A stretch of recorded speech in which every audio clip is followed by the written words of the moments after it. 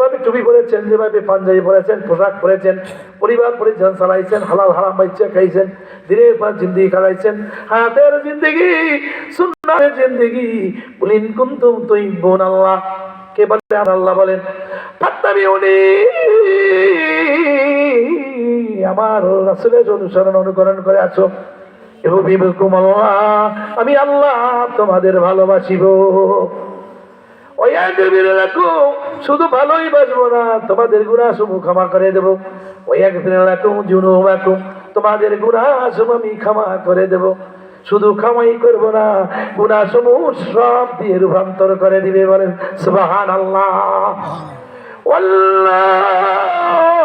আল্লাহু গফুরুর রহিম, আল্লাহ হইল গফুর রহিম, ক্ষমাশীল দয়াময়, মেহেরবান দয়ালু আমার আল্লাহ। আল্লাহ রাসূল সাল্লাল্লাহু আলাইহি ওয়াসাল্লাম যেভাবে নামাজ পড়েছে সেভাবে নামাজ পড়তে হবে, যেভাবে যাকাত দিয়ে যেভাবে যাকাত দিতে হবে, যেভাবে হজ করেছে হজ করে দিতে হবে, যেভাবে সালাম দিয়ে জীবন জিন্দেগি যেভাবে কাটাইছেন, সুতরাং জিন্দেগি যেটুকু আমল করবে আল্লাহ তাআলা কবুল করে নেবে। বলেন সুবহানাল্লাহ।